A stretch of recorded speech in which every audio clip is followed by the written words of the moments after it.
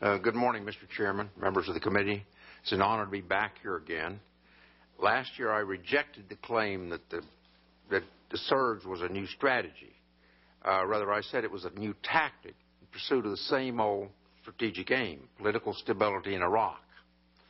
And I foresaw no serious prospects of success.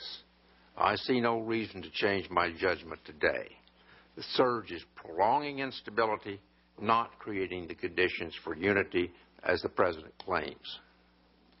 Last year, as General McCaffrey noted, General Petraeus wisely promised that declined to promise that a military solution is possible to this political problem.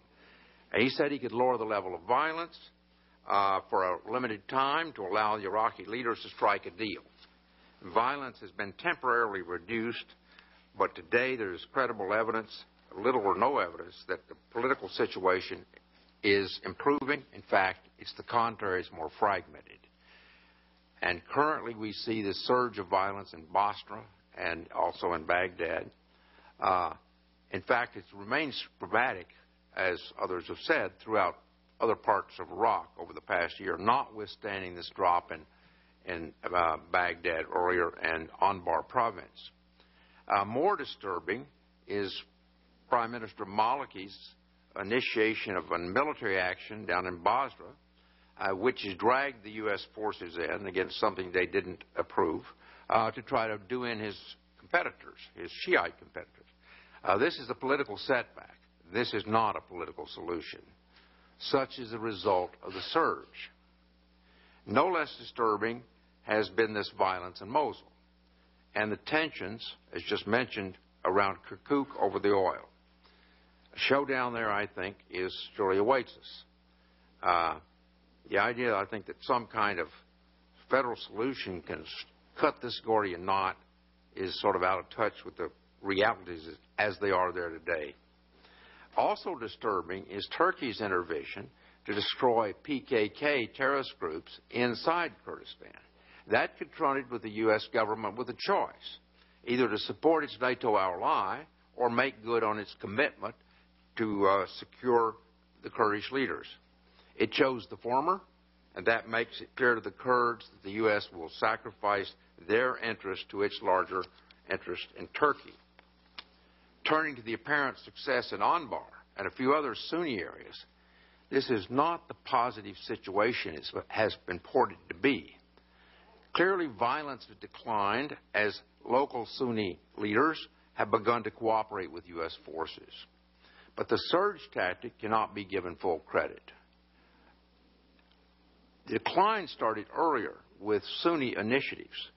What are their motives? First, anger at the al-Qaeda operatives, and second, their financial plight. Their break with al-Qaeda should give us little comfort. The Sunnis welcomed al-Qaeda precisely because they would help kill Americans. The concern we hear the President and his aides express about a residual base left for al-Qaeda if we withdraw is utter nonsense. The Sunnis will soon destroy al-Qaeda if we leave. The Kurds do not allow them in their region, and the Shiites, like the Iranians, detest al-Qaeda. To understand why, one only need take note of the al-Qaeda diplomacy campaign over the past couple of years on Internet blogs. They implore the United States to bomb and destroy this apostate Shiite regime. Now, as an aside, just let me comment that it gives me pause to learn that our Vice President, President, and some members of the Senate are aligned with al-Qaeda on spreading the war to Iraq. Let me emphasize that our new Sunni friends insist on being paid for their loyalty. I've heard of one example where the rough estimate for the costs in a 100 square kilometers, that's a 10 by 10 kilometer area, is $250,000 a day to pay these fellows. Now, you might want to find out when the administration's witnesses come next week what these total costs add up to and what they're forecasted for in the years ahead.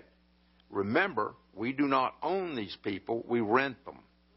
And they can break the lease at any moment At the same time, this deal protects them to some degree, from the government's troops and its police, hardly a sign of reconciliation.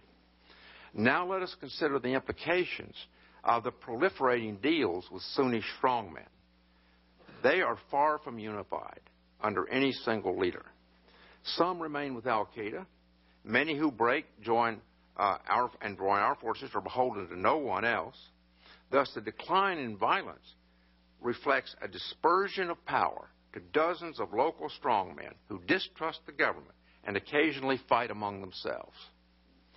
Thus, the basic military situation is worse because of the proliferation of armed groups under local military chiefs who follow a proliferating number of political leaders. This can hardly be called military stability, much less progress toward political consolidation. And to call it fragility that needs more time to become success is to ignore its implications. At the same time, as Prime Minister Maliki's actions last week indicate an even wider political and military fragmentation. We are witnessing what could more accurately be described as the road to balkanization, that is, political fragmentation in Iraq. We're being asked by the President to believe that this shift of so much power and finance to so many local chiefs is the road to political centralization. He describes this process as state building from the bottom up. Now, I challenge you to press the administration's witnesses to explain this absurdity. Ask them to name a single historical case where power has been aggregated from local strongmen to a central government, except through bloody violence and a civil war leading to the emergence of a single winner, almost without exception, a dictator. The history of feudal Europe's transformation to absolute monarchy is this story. It's the story of the American colonization of the West and our Civil War. It took England 800 years to subdue the clan rule on the Scottish-English border. This is the source of violence in Bosnia and Kosovo today. How can our leaders celebrate this diffusion of power as effective state building? More accurately described, it has placed the United States on astride several civil wars, not just one. And it allows all sides to consolidate, rearm, refill their financial coffers at U.S. expense. To sum up, we face a deteriorating situation with an overextended army, so aptly described by General Caffrey. When the administration's witnesses will come before you, I hope you make them clarify how long the Army and Marines can withstand this Band-Aid strategy. The only sensible strategy is to withdraw, but in good order.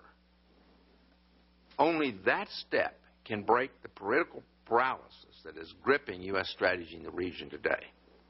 I want to emphasize this. You can't devise a new strategy. We cannot change the present unhappy course we're on without first withdrawing. That unfreezes the paralysis and begins to give us choices we don't even see now. Until we get out, we won't even know what they are. The next step, when we get out, is to choose a new aim. Regional stability, not some meaningless victory in Iraq. And progress toward that goal requires revising our strategy toward Iran.